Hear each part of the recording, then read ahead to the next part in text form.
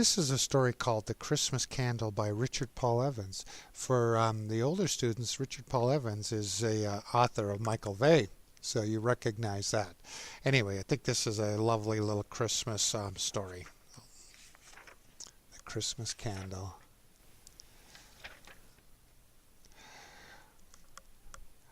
On a snowy Christmas Eve, a young man made his way along a dark, deserted cobblestone street. His name was Thomas, and he was wrapped in a woolen cloak, a knapsack flung across his back. In his hand hung a tin candle lantern. Behind the lantern's glass panes sat the remains of a spent candle. When he saw the glow of candlelight through the shop window of the chandler, the village candle maker, he hurried his steps, turning onto the snow-covered pathway.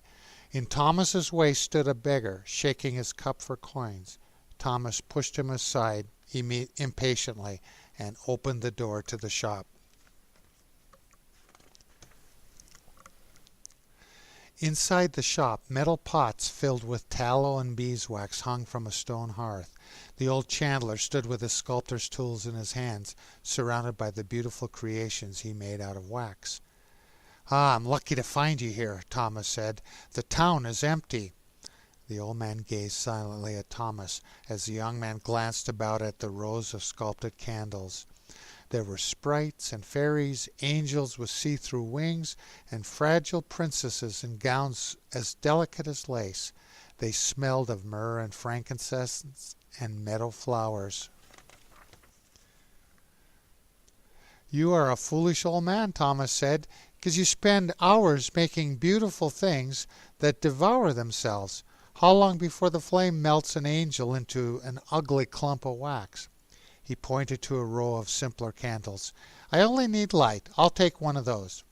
The chandler looked steadily at Thomas. "The Christmas candles are of no good to you." Thomas was startled by the stern response, but he laughed. "It would do me much good not to stumble in the dark. Are you playing with me, old man?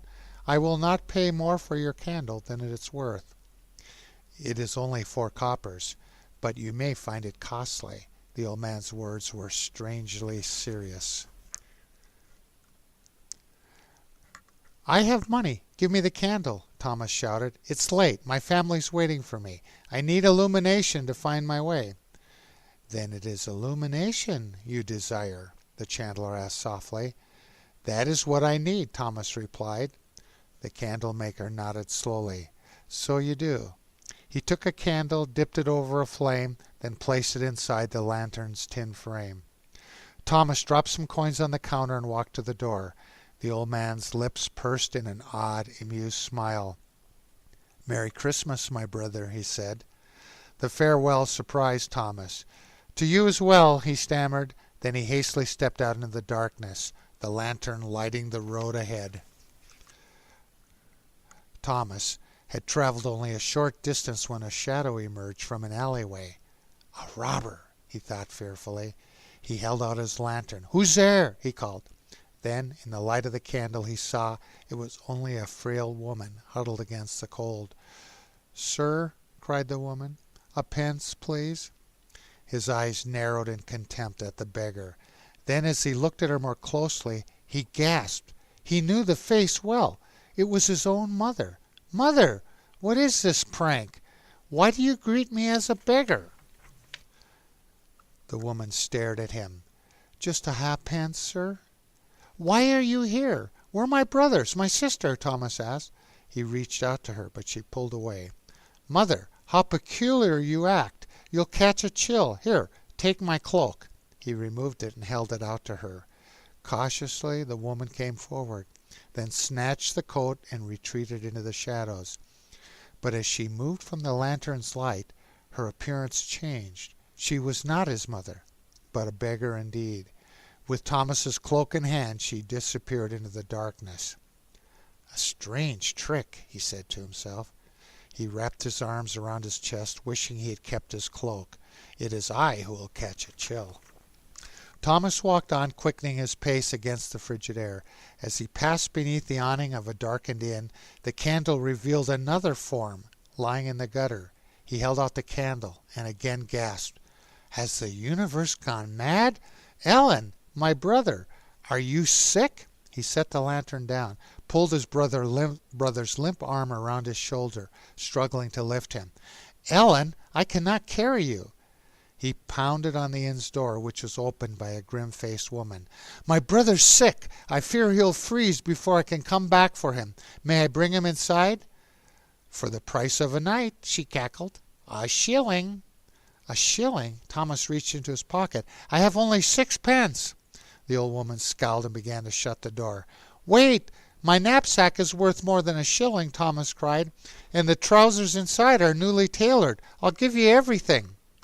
The old innkeeper looked at the bundle, then reached out a fat hand. Thomas flung his knapsack from his back and handed it to her with the last of his money. She opened the door. Bring him in. Leaving the lantern on the curb, Thomas dragged the man into the inn's foyer. As he gently laid him on the wooden floor, he suddenly saw that the man's face, like the beggar's, had changed. So, it is your brother who lay in my gutter? Croaked the woman. Thomas gaped at the man. He is not my brother. You are mad, the woman muttered, and she shoved him out the door. Outside, Thomas picked up his lantern. He looked into its glass panes. There's something strange about your light, he whispered. Thomas had just glimpsed the bright lights of home when he came across a little girl shivering in the cold. Have you anything to eat, sir? She asked in a faint voice. Thomas felt a stir in his chest. This child was tiny, no bigger than his sister. Suddenly he pulled the lantern away. He wouldn't shine it in her face. He could guess its trick. And what could he do for this poor waif? He had no food or money left to give. I have nothing, Thomas muttered as he left her, willing himself not to turn around. Penniless and cold, Thomas trudged onward, hardly glancing at the familiar houses of his childhood. His own home was dressed for the season, and music and laughter came from inside. As he entered the foyer, his mother greeted him with great excitement. Thomas, she exclaimed, you have arrived. Hearing her cry, his sister and brothers rushed into the room to welcome his arrival. When the joviality had begun to settle, his mother looked at him peculiarly. Thomas, where's your cloak? Yes, said his brother Ellen. Why have you no pack? Thomas gazed solemnly into their bewildered faces. I gave everything away, he said. To whom? His mother asked, puzzled. Thomas looked down at the waning Christmas candle. The old man spoke the truth. You are costly. A smile of understanding slowly spread across his face, but of great worth. What is this riddle? What old man? His sister asked. A wise man who sculpts candles, Thomas replied as he gazed at the face of his sister, and just then in his mind her bright face became the woeful, hungry face of the poor child in the cold. Thomas looked at the sumptuous banquet laid out on the table. Suddenly he turned to the door. Thomas, where are you going? His sister asked.